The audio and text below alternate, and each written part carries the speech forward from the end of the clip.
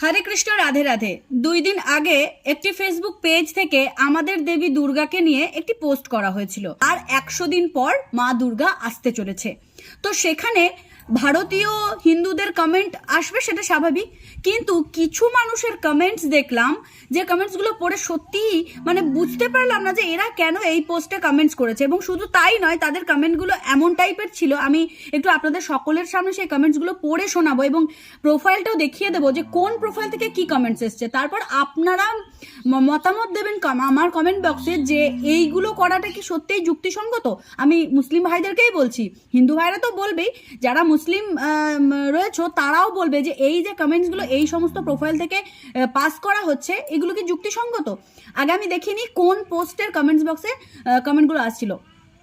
এই যে এইটা হচ্ছে সেই পোস্ট, যে পোস্ট খুবই আমাদের জন্য খুবই ইমোশনাল একটা এবং ভীষণ রকম একটা কি বলবো এনার্জেটিক পোস্ট। আমরা পুজো আসছে, এটা আমাদের কাছে সত্যি আনন্দের। এবং সেই পোস্টের কমেন্ট বক্সটা একটু তোমাদেরকে দেখায়। দেখো, প্রথম কমেন্ট লিখছেন আহমেদ হোসেন, লিখছেন মা আসছেন, এদিকে অনেক বাবারা বসে আছেন, এই মা কি পারবেন সব বাবাদের সন্তুষ্ট করতে? আচ্ছা, একটা কথা বলুন তো, যেমন মা আসছেন দেবী দুর্গা আমাদের মা, সেরকম ভোলানাথ আমাদের বাবা। তাহলে উনি সব বাবাকে সন্তুষ্ট করতে যাবেন কেন? একা ভোলানাথকে সন্তুষ্ট করলেই তো যথেষ্ট। আপনার মা কি অনেক বাবাদের সন্তুষ্ট করতে যান না তো? তাহলে এই কমেন্ট অযৌক্তিক। পরের কমেন্টে চলে যাচ্ছি। এখানে নীলিমা ইসলাম পুষ্প লিখছে, এখানে আমি তো দেখতে পাচ্ছি সাধারণ মানুষই তাদের ঠাইকানের সৃষ্টিকর্তা। আল্লাহ, তুমি এইসব ইহুদিদের হেদায়েত দান করো। আচ্ছা, ইহুদিদের হেদায়েত দান করতে বলেছেন, তো হিন্দুদের পোস্টে কেন? আমাদেরকে কোন অ্যাঙ্গেল থেকে দেখে মনে হচ্ছে আমরা ইহুদিরা সিঁদুর পরে, ইহুদিরা শাখাপালা পরে, না ইহুদিরা এই ধরনের দুর্গাপুজোর পোস্ট করে? তাহলে আপনাদের কমেন্ট আপনাদের কাছে অযৌক্তিক মনে হচ্ছে না? তো পরের কমেন্টে চলে যাচ্ছি। এখানে একজন লিখেছেন, নামটা উচ্চারণ করার মতো নয়, সিসোর 7, নাম তো নিজস্ব কোনো নেই, যাই হোক একটা ছবি দেওয়া আছে, সেখানে লেখা আছে, ভাই তোরাই এত কষ্ট করে মূর্তি বানাবি, তোরাই এগুলারে লাথি দিয়ে ভাঙবি, আবার তোরা তোদের দেবতাদের লাথি মারস কেমনে? চিন্তা কইরা দেখ এসব মূর্তি কিছু করার যোগ্য কিনা। আচ্ছা ভাই, তোমাদের মসজিদে কখনো মসজিদের ছাদ কখনো ভেঙে যায় না? কখনো তোমাদের মসজিদের পাশ দিয়ে যদি মানে কিছু মানে ধরো তৈরি করেছো, মাজার তৈরি করেছো বা কিছু, সেগুলো কখনো নষ্ট হয় না? তো তোমাদের আল্লাহ কেন পারে না সেগুলোকে রক্ষা করতে? কমেন্টস এমন করো যেগুলো যুক্তি আছে। এই যে কমেন্টসগুলো পাস করছো, এগুলোর কোনো যুক্তি নেই। আর লাথি মেরে ভেঙে, আমাদের কোনো মূর্তিকেই আমরা লাথি মেরে ভেঙে ফেলে দিই না। আমাদের ঠাকুর যেরকম নিয়ে আসা হয়, সেরকম ঠাকুরের নির্দিষ্ট তিথি পেরিয়ে গেলে ঠাকুরটাকে জাস্ট ওই কাঠামোটাকে বিসর্জন দেওয়া হয়। ঠাকুর বা ঈশ্বর বা ভগবান যা মানে যেটা একদম অপরাজেয় শক্তি, সেটাকে কখনো বিসর্জন দেওয়া হয় না। আর পঞ্চভূতে বিলীন করে দেওয়াটাই নিয়ম। পঞ্চভূতে বিলীন কাকে বলে জানো তো? জানতে গেলে গুগল করো, তারপরে কমেন্ট করতে আসবে। তারপরে একজন লিখেছে জান্নাতুল ফেরদৌস মিম, আল্লাহ মানুষকে বানালেন আশরাফুল মাকলুকাত, যাই হোক পড়তে পারছি না, সরি, আর সেই মানুষ নিজে মাটির মূর্তি তৈরি করে তার গোলামি করে, হায় আফসোস আহাকি বুদ্ধি। তো প্রথম কথা, আমরা মাটির মূর্তি বানাই, সেটা আমাদের শাস্ত্রসম্মত। এবং দ্বিতীয় কথা হচ্ছে যে গোলামি, এই গোলামি শব্দটা কিন্তু এই ক্ষেত্রে প্রযোজ্য নয়। গোলামি আমরা করি না, আমরা যেটা করি সেটা পূজা, আরাধনা, ভক্তি, অঞ্জলি, এই সমস্ত কিছু মানে তো তোমরা জানো না। কমেন্টস করতে হয় তাই করে দিয়েছো, ট্যাক্স লাগে না তো, ফেসবুক তো আর টাকা নিচ্ছে না কমেন্ট করার জন্য, ওই জন্য এগুলো লিখে দিচ্ছ। গোলামি কিন্তু আমরা করি না। সেক্ষেত্রে দেখতে গেলে তোমরাও নামাজ পড়ছো, তো সেক্ষেত্রে সেটাও কিন্তু এক প্রকারের গোলামি। তো যেটা তোমরাও করছো সেটা অন্যরা যখন করছে তখন এত আপত্তি কিসের? আর এই ধরনের কমেন্ট কেন পাস করছো? ওটা তোমাদের কোনো পোস্ট ছিল না। তারপরের কমেন্টে আসি। হ্যাঁ, লিও মাহাদি নাসির ভুনিয়া লিখছেন, এরপরে হিন্দুত্ববাদী সন্ত্রাসীদের উৎসব শুরু হবে। ভাই, সন্ত্রাসী যদি সনাতনীরা হতো না, তাহলে মানে এই যে গজিয়ে ওঠা ধর্মগুলো, এই যে চারিদিকে দেখছি সব এই ধর্মে সেই ধর্মে চলে যাচ্ছে, হিন্দুরা যদি সত্যি সন্ত্রাসী হতো তাহলে এই সব সমস্ত কিছু জন্মই হতো না। জন্ম হওয়ার আগেই নিষ্পত্তি হয়ে যেত, কারণ ওরা তো সন্ত্রাসী, হিন্দুত্বরা তো সন্ত্রাসী যদি তারা হয়, তাহলে সন্ত্রাস নিশ্চয়ই নতুন একটা কিছুর জন্ম নিতে দেবে না, সেই রাজত্ব করবে। তো রাজত্ব যখন সে করেনি, সে যখন সমস্ত কিছু আপোষ মীমাংসায় ছেড়ে দিয়েছে, তো তাদেরকে সন্ত্রাসী বলাটা ভুল নয় কি? তারপরের কমেন্টসটা রয়েছে সালমান খান, বাবা হিরো, হিন্দু একটা বানোয়াট ফালতু কাল্পনিক ধর্ম, এর কোনো ভিত্তি নেই, কাল্পনিক কল্পকাহিনীর ধর্ম, মানুষের মন গড়া বানানো ধর্ম। এই ধর্মের গ্রন্থগুলো মানুষের মন গড়া বানানো গল্পের বই। আর মহাদেব, শিব, দুর্গা, পেতনি, কৃষ্ণ, রামছাগল, সরমতী, এই সবগুলো গল্পের বইয়ের কাল্পনিক চরিত্র। সব কিছুই তো জানো দেখছি, সবার নাম জানো, তোমাদের আল্লাহ মানে আল্লাহর যে সমস্ত কিছু ব্যাপার সেগুলো দেখো আমরা খোঁজ খবরও নিতে যাই না, কারণ আমাদের প্রয়োজন পড়ে না। আর তোমরা আমাদের দেবদেবীদেরকে নিয়ে কী ধরনের নোংরা ভাষা বা খিল্লি করে পোস্ট করছো, এখানে বোঝা যাচ্ছে তোমরা হয়তো 5 ওয়াক্ত নামাজও পড়ো না, তোমরা হয়তো নিজেদের ধর্ম পালনই করো না সঠিকভাবে। সকালবেলায় নামাজ পড়েছিলে এই কমেন্ট করার আগে? একবার মনে করে দেখো তো সকালে নামাজ পড়েছিলে কিনা, তারপর অন্যকে জ্ঞান দিতে আসবে। তারপরে এখানে লিখেছে সুমন মোল্লা বা সুমন মোল্লা বা মুয়া কিছু একটা, আমি বুঝি না ভাই, আমি নিজে যাকে তৈরি করতেছি সে আমার সৃষ্টিকর্তা কেমনে হয়? আমাদের মারা যখন আমাদেরকে জন্ম দেয়, বা তোমাদের মা, আমি জানি না তোমাদের কি হয়, আমাদের মারা যখন আমাদেরকে জন্ম দেয়, জন্মের পর আমাদের মা তো আমাদেরকে জন্ম দিয়েছে, কিন্তু জন্মের পর আমাদেরকে আমাদের মারা নারায়ণ মনে করে পুজো করেন, মানে শিশু নারায়ণ। আমাদের প্রত্যেকটি শিশুর মধ্যে নারায়ণ রূপে পুজো করা হয়। 8 বছর পর্যন্ত একটি কন্যাকে কুমারী পূজা করা হয়। আমরা সত্যি সত্যিই মানে মানুষকে তো মানুষই জন্ম দিচ্ছে, তাহলে মানুষকে দেবতা বলার তো কোনো প্রয়োজন পড়ে না। কিন্তু না, আমরা মানুষকেও দেবতা জ্ঞানে পুজো করি। তাহলে যেখানে মানুষকে দেবতা জ্ঞানে পুজো করছি, মানুষকে জন্ম দেওয়ার পর, সেখানে দেবদেবীকে তো করবোই, সেটাই স্বাভাবিক, তাই না? তোমরা বুঝতে গেলে তোমাদের মাথায় একটুখানি ঘিরু দরকার, সবটাই তো। তো তারপরে কমেন্টে চলে যাচ্ছি, সুমাইয়া এক্স চৌধুরী, জানি না ভাই এটা কি টাইটেল, যাই হোক, জীবনে অনেক পাপ করেছি কিন্তু হিন্দু গাধা থুক্কু দাদাগো মণ্ডপে উঠিনি, সেটা তোমার চয়েস, তুমি নাই উঠতে পারো, কিন্তু আমাদের কোনো নিষেধ নেই, তোমরা আসতে পারো, অল ইউ ওয়েলকাম। তোমরা যে কেউ আমাদের যে কোনো জায়গায় পুজো মণ্ডপে এসে দাঁড়িয়ে পুজো দেখতে পারো, আমরা কখনো কাউকে নিষেধ করিনি, আর নিষেধ করিনি বলেই আজকে আমাদের এই হালাতটা হয়েছে। যাই হোক, জানি আমার কমেন্ট দেখে অনেক হিন্দু গাধারা থুক্কু দাদারা কবিতা শোনাবে না। বোন, তোমাকে কবিতা শোনানোর মতন আমাদের দাদাদের অত সময় মানে নেই যে তোমাকে বসে বসে কবিতা শোনাবে, তাই কবিতা তোমায় শোনাচ্ছি না। তুমি যে কমেন্টটা করেছো না, এই কমেন্টে তো তোমাকে ভালো করে বোঝা যাচ্ছে যে তোমরা নিজেদের ধর্মকে নিজেরা সঠিকভাবে পালন করো না। তোমরা নামাজ পড়ো কখনো? তোমরা সঠিকভাবে ধর্ম পালন করো? এই যে তুমি ছবিটা দিয়েছো, তোমাদের ধর্মে এটাকে কতটা মান্যতা দেয় সেটা জানো? তোমাদের ধর্মে সবসময় বোরখা পরে মেয়েদের থাকতে বলে, তো তোমার এই ছবিটা কিরকম ছবি? তো যাই হোক, তোমাকে জ্ঞান দেবো না, কারণ জ্ঞান নেওয়ার মতন মগজ তোমার নেই। তারপরে একটা বড় করে ওয়াক থু, এটা কাকে দিলে? এটা তো তুমি নিজেই লিখেছো। তুমি কি মনে করো যে ওয়াক থু লিখলেই সেই থুতুটা এসে সনাতনীদের গায়ে পড়বে? সনাতনীরা এইসব থুতু গ্রহণ করে না, আর যে জিনিস তারা গ্রহণ করে না সেটা যে দিচ্ছে তার কাছে রিটার্ন করে যায়। আমার কাছে ধরো একটা আম আছে, সেই আমটা আমি তোমায় যদি দিতে চাই, তুমি যদি সেই আমটা না গ্রহণ করো, তো কি হচ্ছে? হয় আমটাকে ফেলে দিতে হবে আমাকে মাটিতে, আর নাহলে নিজের কাছে রাখতে হবে। সেরকমই এই যে ওয়াক্তু করেছো, এই ওয়াক্তুটা সনাতনীরা গ্রহণ করছে না, আলটিমেটলি ওই উপরের থুতুটা তোমার গায়েই পড়ছে।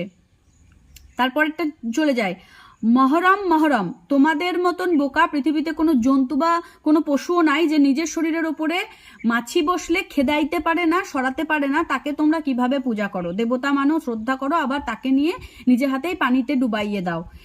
এই তোমাদের সংস্কৃতি আসলে গ্রহণযোগ্য না। যাকে একবার দেবতার আসনে বসাও, তাকে আবার কিভাবে লাথি দিয়ে গুড়িয়ে পানিতে ডুবাও। তোমাদের ধর্মীয় সংস্কৃতি দেখলে সত্যি হাসি পায়।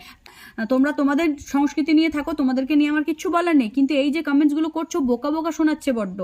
আমার তো মনে হয় না নিজেদের ধর্ম সঠিকভাবে পালন করতে জানো। যদি জানতে, তাহলে অন্য ধর্মকে এইভাবে ওপেনলি অপমান করতে আসতে না। তোমাদের খেয়ে দিয়ে কাজ নেই বলে এগুলো করছো। আর আমরা আমাদের পোস্টে আমাদের কমেন্ট আশা করেছিলাম, কিন্তু এখানে দেখছি ভর্তি ভর্তি তোমাদের কমেন্ট।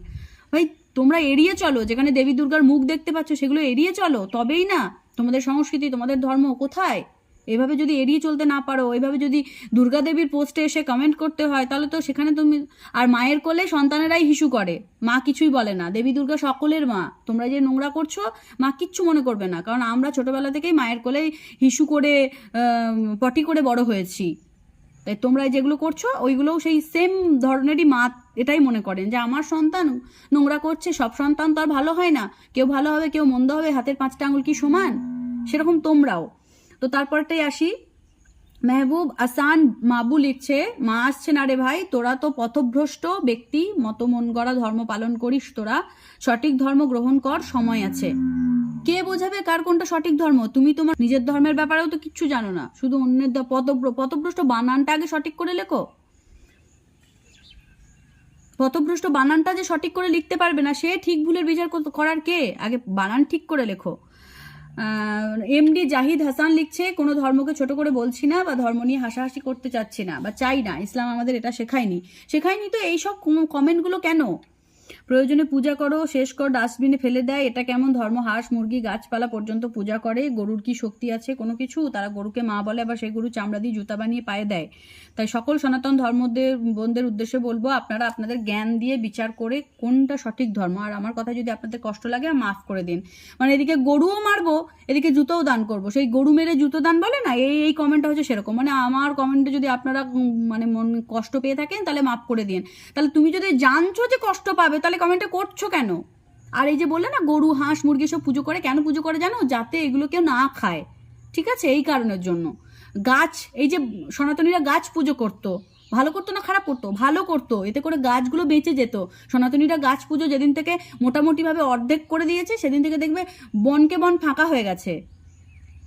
অ্যাকচুয়ালি জিনিসটা ভালো করতো সনাতনীরা, গাছ পুজো করে হাঁস মুরগি পুজো করে ভালো করতো, ঠিক আছে?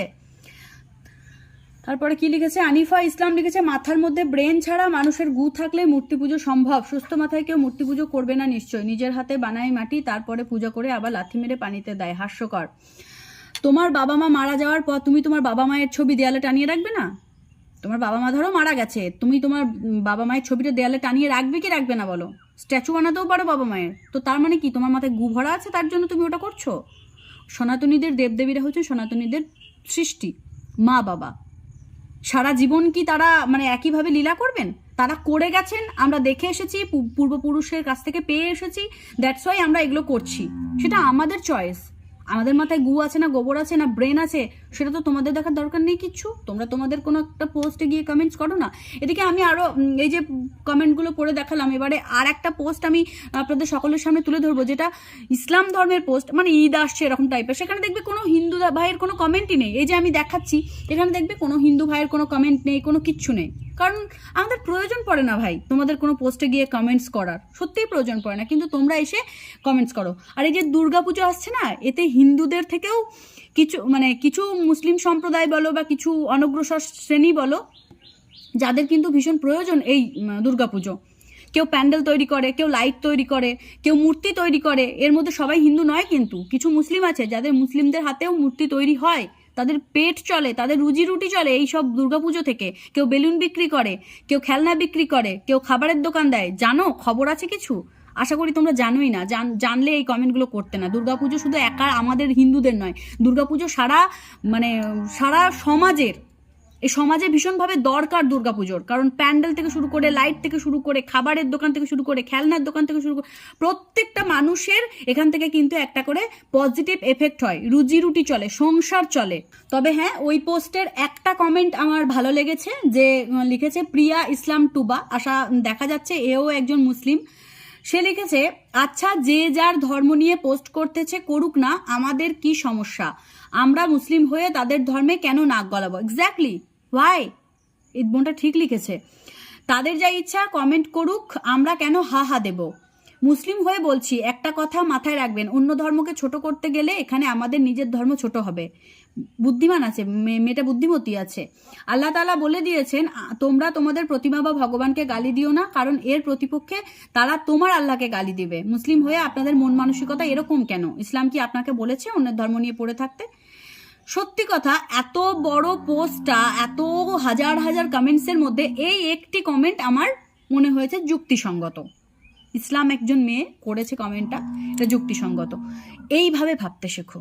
এই ছোট্ট বোনটা যেটা ভেবেছে, এইভাবে ভাবতে শেখো। এটাই আসল মানবিকতা, এটাই আসল ধর্ম পালন। আর এতক্ষণ যে কমেন্টসগুলো পড়লাম সেগুলোকে বলে জাস্ট বিদ্রুপ, হিংসা আর একে অপরের প্রতি কাদা ছোঁড়াছুড়ি।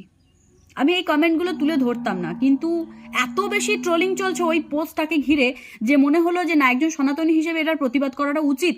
আমি যদি না বলি, সে যদি না বলে, কেউ যদি না বলে, তাহলে কি হবে বলুন তো? তাহলে দিন শেষে ওরা পেয়েই বসবে। আমি তো পার্থক্য দেখিয়ে দিলাম। আশা রাখবো আমরা যেমন আপনাদের পোস্ট এড়িয়ে চলি, আপনাদের পোস্টে কুরূপ মন্তব্য করি না, একইভাবে আপনারাও আমাদের পোস্ট এড়িয়ে চলুন, কোনো রকম মন্তব্য করবেন না। তো আজকের ভিডিওটি এখানেই শেষ করছি। দেখা হচ্ছে নতুন কোনো ভিডিওতে, নতুন কোনো দিন। ততক্ষণের জন্য সকলে ভালো থাকবেন, সুস্থ থাকবেন। জয় শ্রীকৃষ্ণ, রাধে রাধে।